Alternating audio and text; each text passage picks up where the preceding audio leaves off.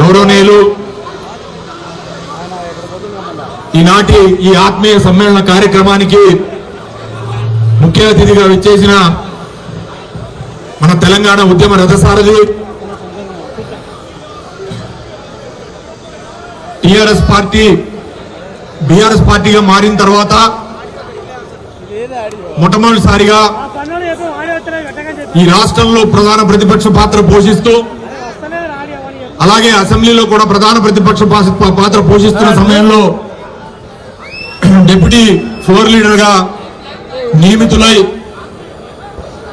ప్రజా సమస్యలు అలాగే తెలంగాణ రాష్ట్రంలో కాంగ్రెస్ ప్రభుత్వం చేస్తున్న దమనకాండ అవినీతి పరిపాలన మీద నిత్యం నిప్పులు జరుగుతూ మనందరికీ స్ఫూర్తిదాయకులైన అన్న మాజీ మంత్రివర్యులు హరీష్ రావు గారు నా ఆహ్వానం మీదకి ఈ రోజు ఈ కార్యక్రమానికి వచ్చినందుకు వారికి మనస్ఫూర్తిగా నేను ఈ సందర్భంగా ధన్యవాదాలు తెలియజేస్తా ఉన్నా. వేదిక మీద ఉన్న మిత్రులు పెద్దలు రాజ్యసభ సభ్యులు వడ్డీరాజు రవిచంద్ర గారు, మాజీ పార్లమెంట్ సభ్యులు, మన ఫ్లోర్ లీడర్ గా పనిచేసిన నామా నాగేశ్వరరావు గారు, మన జిల్లా అధ్యక్షులు మరియు ఎమ్మెల్సీ గారు తాత మధుసూదన్ గారు, శాసనసభ్యులుగా సుదీర్ఘకాలం పనిచేసిన గొప్ప అనుభవం ఉన్న సీనియర్ నాయకులు సండ్ర వెంకటేశ్వరయ్య గారు, అలాగే వేదిక మీద ఉన్న మాజీ శాసనసభ్యులు తాటి వెంకటేశ్వర్లు గారు, మాజీ జెడ్పీ చైర్మన్ గారు లింగాల కమలరాజు గారు, మాజీ శాసనసభ్యులు మెచ్చ వెంకటేశ్వరరావు గారు, మెచ్చ నాగేశ్వరరావు గారు, అలాగే తాటి వెంకటేశ్వరరావు గారు మాజీ శాసనసభ్యులు, దాంతో పాటుగా మాజీ గ్రంథాలయ సంస్థ చైర్మన్ గా చేసిన దిండిగాల రాజేందర్ గారు, మాజీ మార్కెట్ కమిటీగా పనిచేసిన ఆర్జేసి కృష్ణ గారు, అలాగే మిత్రులు మరి డిసిసిబి మాజీ చైర్మన్ గా పనిచేసిన కురాకుల నాగభూషయ్య గారు, వెంకటరమణ గారు, రాకేష్ రెడ్డి గారు, అలాగే మా ఇల్లందు నుంచి మరి నియోజకవర్గానికి మరి మా చెల్లెమ్మ రాకపోయినా కూడా మరి హరిసింగ్ గారిని పంపించారు, నలసింగ్ గారిని పంపించారు. Thank you. మంజుల గారు, వేదిక మీద ఉన్న అనేక మంది ప్రజాప్రతినిధులు, ఇక్కడ పనిచేస్తున్న కార్పొరేటర్స్, అలాగే వివిధ ప్రాంతాల్లో మున్సిపాలిటీల నుంచి అక్కడి నుంచి వచ్చిన మరి ప్రజాప్రతినిధులు, అలాగే జిల్లా వ్యాప్తంగా కేసీఆర్ అభిమానులు ఎవరైతే ఉన్నారో వాళ్ళందరూ కూడా మరి పెద్ద ఎత్తున ఈ ఆత్మీయ సమ్మేళనానికి విచ్చేసిన సందర్భంగా వారికి, వేదిక మీద ఉన్న మా ఖమ్మం నియోజకవర్గానికి సంబంధించిన నాయకులు, ముఖ్యంగా మా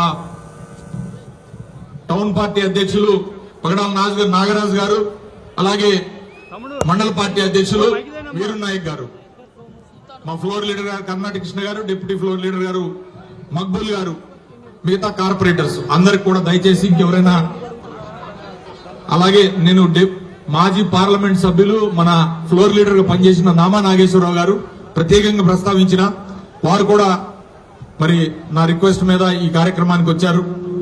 ఈ కార్యక్రమం ప్రధాన ఉద్దేశం మిత్రులారా, ఒక్కసారి ఈ ఆత్మీయ సమ్మేళనాన్ని ఏర్పాటు చేసుకోవడానికి కూడా కారణం బీఆర్ఎస్ శ్రేణులు, మన జిల్లా వ్యాప్తంగా ఉన్న బీఆర్ఎస్ శ్రేణులు ఎవరైతే ఉన్నారో వాళ్ళందరికీ కూడా రేపు రాబోయే ఖమ్మం కార్పొరేషన్ ఎలక్షన్స్ కానివ్వండి, లేదా రేపు వచ్చే ఎంపీటీసీ జెడ్పీటీసీ ఎలక్షన్లకు కానివ్వండి, మన కార్యకర్తలకి నాయకులకి ఉత్సాహం నింపే విధంగా హరీష్ రావు గారిని ఖమ్మం తీసుకొచ్చి వారిని మనందరికి కూడా మోటివేషనల్ గా ఈ కార్యక్రమం ఉండే విధంగా హరీష్ రావు గారిని ఇన్వైట్ చేయడం జరిగింది తప్పితే నేనేదో జన్మదినాలు చేసుకుంటాను కానీ ప్రత్యేకంగా చేయలేం.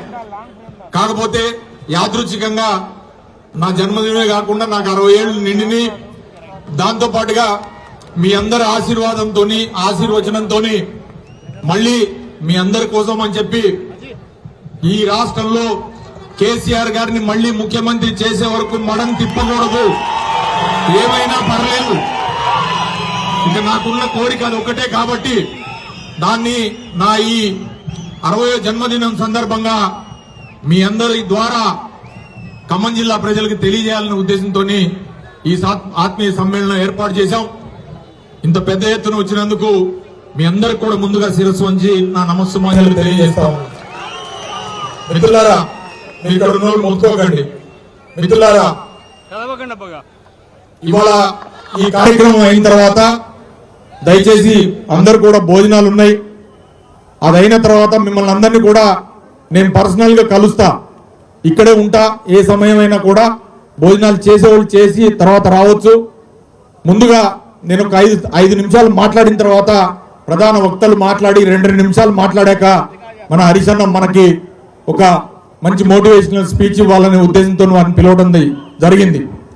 మిత్రులారా, యాదృచ్ఛికంగా ఇదే ఏప్రిల్ 23వ తారీఖు నాడు ఇంకో 2-3 రోజుల తర్వాత నా ప్రయాణం బీఆర్ఎస్ తో మొదలై కూడా దశాబ్ద కాలం అయిందని చెప్పి ఈ సందర్భంగా నేను తెలియజేస్తా ఉన్నా.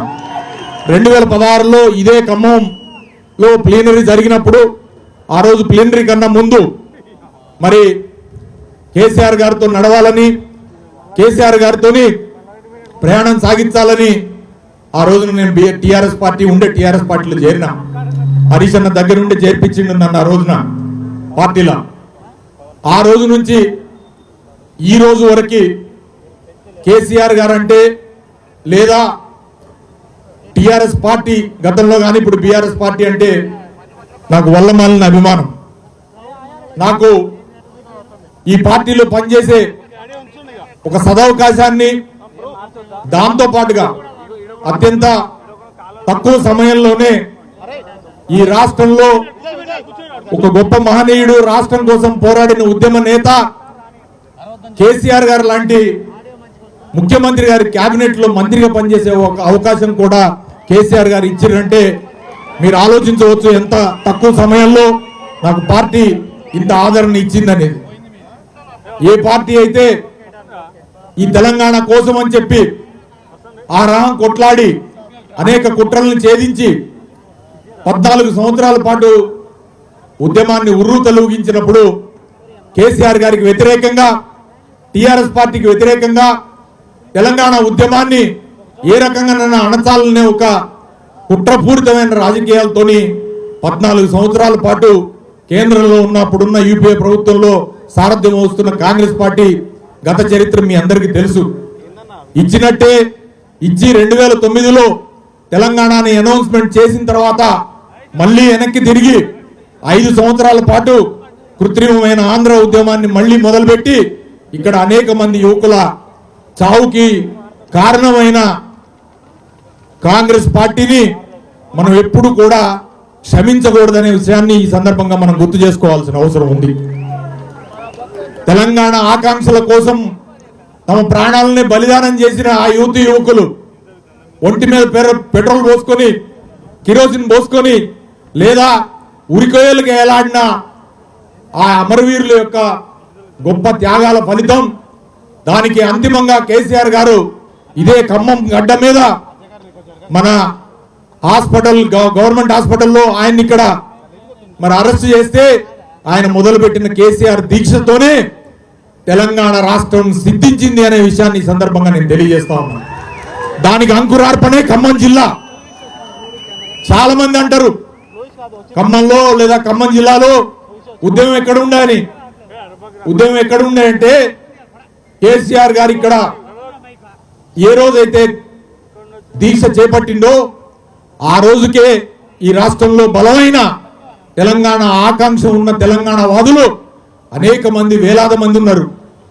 ఒక సరైన దిశానిర్దేశం అప్పుడు ఉండుండకపోవచ్చు, కానీ ఎలక్షన్లలో మనకి సరైన రిజల్ట్ రాకపోయి ఉండొచ్చు. కానీ ఖమ్మం జిల్లాలో తెలంగాణ సెంటిమెంట్ లేక కాదు, లేదా తెలంగాణని అభిమానించే ప్రజలు లేక కాదు. ఒకసారి ఆలోచన చేయాలా. ఖమ్మం జిల్లా ఒక గేట్ వేగా ఉంది, మనకి ఆంధ్రాకి పక్కనే ఉంది. కాబట్టి ఎప్పుడు ఒక అపవాదం ఏముంటదంటే ఖమ్మం జిల్లా వాళ్ళకి కొంత సెంటిమెంట్ తక్కువ అంటారు. అట్లేం లేదు. తొలి దశ తెలంగాణ ఉద్యమం కోసం అని చెప్పి ఆమరణ నిరాహార దీక్షకి పూనుకున్న అన్నాబత్తుల రవీంద్రనాథ్ గారిది ఈ ఖమ్మం జిల్లానే ఈ సందర్భంగా నేను తెలియజేస్తా ఉన్నా. వారితో పాటుగా అనేక మంది తెలంగాణ మళ్ళీ తొలి దశ ఉద్యమంలో పనిచేసిన నాయకులు ఖమ్మం జిల్లా చరిత్ర ఉంది. ఇక్కడికి ప్రజలకు సోయ ఉంది, ఇక్కడ ప్రజల్లో చైతన్యం ఉంది. ఆ చైతన్యాన్ని మనం ఒడిసి పట్టుకోవాల్సిన అవసరం ఉంది అంతే. సరే కొన్ని దశాబ్దాల పాటు ఈ జిల్లాని కమ్యూనిస్టులు కానీ లేదా ఇతర పార్టీలు కానీ వాళ్ళ ప్రభావం చూపించిన వల్ల కొంత వాక్యూమ్ ఉండొచ్చు కాక, కానీ బలంగా తెలంగాణ రాష్ట్ర సమితి 2018 వరకు లేని తెలంగాణ రాష్ట్ర సమితి బలంగా వేండుల్లుకుంది. తర్వాత 2018 నుంచి 2023 వరకు జరిగిన పరిపాలనలో మన ఖమ్మం జిల్లాలో జరిగిన ఒక అద్భుతమైన ఘట్టమే సీతారామ ప్రాజెక్టు. మా మిత్రులారా, సీతారామ ప్రాజెక్టు కోసమని కేసీఆర్ గారు తన మస్తిష్కాన్ని కరిగించి మరి ఈ ఉమ్మడి ఖమ్మం జిల్లాకి గోదావరి నీళ్లు పారించాలని చెప్పి ఒక అద్భుతమైన ప్రాజెక్టుని స్టార్ట్ చేయడం జరిగింది. అలాంటి కేసీఆర్ గారిని దాంతో పాటుగా నేను అభివృద్ధి సంక్షేమం ఆ విషయాలు డీటెయిల్స్ లోకి వెళ్ళను, కానీ ఖమ్మం జిల్లాతో పాటుగా ఖమ్మం హెడ్ క్వార్టర్స్ ని ఒక బంగారు తుణుకగా తయారు చేయడానికి కేసీఆర్ గారు ఇచ్చిన ప్రోత్సాహం ఏదైతే ఉందో ఆ ప్రోత్సాహం మరవలేదని ఈ సందర్భంగా తెలియజేస్తా ఉన్నా. ఇప్పటికీ ప్రజలు మన ఖమ్మం నగరం గురించి కానీ లేదా ఖమ్మం జిల్లా అభివృద్ధి గురించి కానీ మాట్లాడుకుంటా ఉంటే అది కేవలం ఒకళ్ళు ఇద్దరు చేసిన కష్టమో అది కాదు. పైనుండి ప్రతి నిమిషం ఖమ్మం కోసం అని చెప్పి తపన పడిన నాయకుడు కేసీఆర్ గారు, ఖమ్మం జిల్లా కోసం తపన పడిన నాయకుడు కేసీఆర్ గారు. నాకు ఇప్పటికీ గుర్తుంది 2023 సంవత్సరంలో జనవరిలో మనం ఇక్కడ కలెక్టరేట్ ఓపెన్ చేసుకున్నప్పుడు 4 లక్షల మంది ప్రజానీకం పెద్ద ఎత్తున ఇక్కడ జరిగిన సభలో పాల్గొనడం జరిగింది. ఆ రోజు కేసీఆర్ గారు ఈ జిల్లాకి ఇచ్చిన వరాలన్నింటినీ కూడా మనం మర్చిపోవద్దు. ఒక మెడికల్ కాలేజ్ కానీ, ఒక ఇంజనీరింగ్ కాలేజ్ కానీ, ఇప్పుడు ఖమ్మంలో నిర్మాణం అవుతున్న సస్పెన్షన్ బ్రిడ్జిలు కానీ, ముందుకి రిటైనింగ్ వాల్స్ లాంటివి కానీ, ఇది ఒక ఖమ్మం గురించి కాదు మిత్రులారా, అన్ని నియోజకవర్గాలకు కూడా ప్రాతినిధ్యం ఉందా లేదా అని చూడలే, అది ఎవరి పార్టీ అని చూడలే. సంక్షేమం అభివృద్ధి 2 కళ్ళుగా కేసీఆర్ గారు ఖమ్మం జిల్లాని అభివృద్ధి చేసిండ్రు. దురదృష్టవశాత్తు ఎందుకు వస్తున్నాయో తెలియదు, కానీ మరి ఖమ్మం జిల్లా ఫలితాలు మనకు కొంత ప్రతికూలంగా వస్తున్నాయి. సరే, దాన్ని మనం అవగతం చేసుకోవాల్సిన అవసరం ఉంది, ఐక్యంగా ముందుకు పోవాల్సిన అవసరం ఉంది. మనం అందరం ఐక్యతతోని ఈ పార్టీని ముందుకు తీసుకుపోయి మళ్ళీ 2028లో జరిగే ఎన్నికల్లో కేసీఆర్ గారిని మళ్ళీ ముఖ్యమంత్రి చేసే వరకు కూడా ప్రతి బీఆర్ఎస్ కార్యకర్త, ఈ జిల్లాలో ఉమ్మడి జిల్లాలో ఉన్న ప్రతి బీఆర్ఎస్ కార్యకర్త కూడా నడుం బిగించాలి. మీ అందరికీ తెలుసు, నాకు ఈ సంవత్సరం కొంత ప్రతికూలంగా జరిగింది. మీ అందరికీ మళ్ళీ నేను విడమర్చి చెప్పాల్సిన అవసరం లే. నేను ఆ భగవంతుని ఒక్కటే కోరుకున్నా, మళ్ళీ నాకు తిరిగి పూర్తి ఆరోగ్యం ఇవ్వు దేవుడా, కేసీఆర్ని తిరిగి నేను ముఖ్యమంత్రిగా చూడాలి అని చెప్పి ఆ ఆకాంక్ష నెరవేరింది. కాబట్టి ఈ రోజున ఈ ఆత్మీయ సమ్మేళనం నేను ఏర్పాటు చేసుకుంటా ఉన్నా. ఈ ఆత్మీయ సమ్మేళనం యొక్క ప్రధానమైన ఉద్దేశమే నేను మీకు చెప్పబోయేది కూడా నాయకుల సమక్షంలో కూడా ఏ శశబిషలు లేకుండా నా మిగిలిన రాజకీయ జీవితం ఏదైతే ఉంటుందో అది కేసీఆర్ గారి కోసమే అంకితం, బీఆర్ఎస్ పార్టీ కోసమే అంకితం అని చెప్పి తెలియజేస్తాం. దానికోసం ఎన్ని మెట్లు దిగటానికైనా పువ్వాడ జయకుమార్ సిద్ధంగా ఉన్నాడని చెప్పి కూడా ఈ సందర్భంగా తెలియజేస్తాం. నాకు కావాల్సింది ఈ జిల్లాలో ఉన్న 10కి 10 నియోజకవర్గాల్లో గతంలో ఏ నాయకులైతే ఈ ఖమ్మం జిల్లాలో బీఆర్ఎస్ పార్టీ ఎమ్మెల్యేలని అసెంబ్లీ గేటు తాకనీయమని చెప్పన్నారో వాళ్ళని గేటు తాకనీయకుండా ఉంచే వరకు నేను పోరు ఆపనని సందర్భంగా తెలియజేస్తాను. ఏ కుట్రతోని ఏ కుతంత్రంతోనైతే కేసీఆర్ గారి వల్ల వారి ప్రాపకం వల్ల పెద్ద నాయకులు అయినారు, వాళ్ళు ఇవాళ అవాకులు చవాకులు పేలుతున్నారు. హరీష్ రావు గారిని, కేటీఆర్ గారిని సరే నీ సమకాలికులు ఏజ్లు అనుకోవచ్చు, కానీ రాజకీయంగా ఆయన 8 సార్లు 8 సార్లు ఎమ్మెల్యేకి గెలిచిండు. కేటీఆర్ గారు 5 సార్లు ఎమ్మెల్యేగా గెలిచిండు. నువ్వు ప్రజా క్షేత్రంలోకి వచ్చి ఒక దశాబ్ద కాలం కూడా కాలే. దాంట్లో నువ్వు పేలే ప్రలాపనలు ఎట్లాంటి?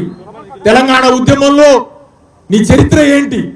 ఎన్నడైనా జై తెలంగాణ అన్నరావు వీళ్ళందరూ అవకాశం కోసం కేసీఆర్ అమ్మట వచ్చుడు, కేసీఆర్ దగ్గర పదవులు తీసుకొనుడు లేదా పనులు తీసుకొనుడు, ఆ తర్వాత ఇవాళ అవే కేసీఆర్ మీద మొరుగుతున్నాయని చెప్పి సందర్భంగా నేను తెలియజేస్తాను. మొన్న అంటాడు మన 3 మంత్రులు, ఒక మంత్రి గారు ఇక ఆయన గురించి బాగా చెప్తాడు హరిచంద్, నేను ఎక్కువ సమయం తీసుకోను. మోచేతి నీళ్లు తాగినంట, మోచేతి నీళ్లు తాగుతారు కేసీఆర్ నీకున్న స్థాయికి కేసీఆర్ నీ మోచేతి నీళ్లు తాగాల, కేటీఆర్ హరీష్ రావు నీ మోచేతి నీళ్లు తాగాల. నువ్వు ఇచ్చిన ₹1 కోటి ఫండ్ ఆ రోజున బీఆర్ఎస్ పార్టీ ప్లీనరీలో నేనున్నా, అందులో హైదరాబాద్ లో బీఆర్ఎస్ పార్టీ ప్లీనరీలో నీకు నువ్వు వచ్చి అనౌన్స్ చేసుకున్నావు. అంతకన్నా ఎక్కువ పార్టీకి ఇచ్చిన వాళ్ళు చాలా మంది ఉన్నారు.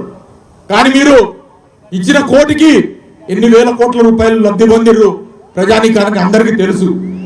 కానీ అవన్నీ గుర్తుండట్లే, ఇవాళ అవన్నీ గుర్తుండట్లే.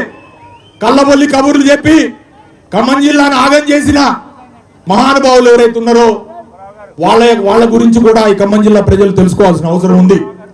2014లో ఇదే 2014లో ఇక్కడ నేను ఖమ్మంలో గెలిచినప్పుడు నా మీద ఓడిపోయిన ఆయన్ని ముఖ్యమంత్రి గారు ఉన్న కేసీఆర్ గారు తెలంగాణ ఉద్యమంతో సంబంధం లేకపోయినా, అన్నాడు జై తెలంగాణ అనకపోయినా, తెలంగాణ సమయంలో మా రామూర్తి లాంటి వాళ్ళని అనేక మందిని ఇరగొట్టినా కూడా మంత్రి పదవి ఇచ్చి అనుభవం ఉంది కదా అని చెప్పి తీసుకున్న సందర్భం. అధికారం పోగానే పార్టీలు మారుస్తున్నారు. నేను అంటున్న అధికారంలో లేనప్పుడు ఏ నాయకుడైతే ఉంటాడో వానికే నిబద్ధత ఉన్నట్టు, వాడే నిజమైన తెలంగాణ వాది అన్నట్టు లెక్క. ఇవాళ మన మీద ఉన్న పెద్ద బాధ్యత కూడా అదే మిత్రులారా. ఇవాళ ప్రజలకు తెలిసి వస్తుంది, చాలా బాధపడుతున్నారు. కానీ వాళ్ళ తరఫున మనం నిలబడాల్సిన అవసరం ఉంది, తట్టి లేపాల్సిన అవసరం ఉంది. ఇట్లాంటి ఆత్మీయ సమ్మేళనాలు ఈ ఉమ్మడి ఖమ్మం జిల్లాలో ఎన్ని కావాలంటే అన్ని పెడదాం. కానీ మన బీఆర్ఎస్ కార్యకర్తల్ని తట్టి లేపాల్సిన అవసరం ఉంది. మీరు భయపడాల్సిన అవసరం లేదు.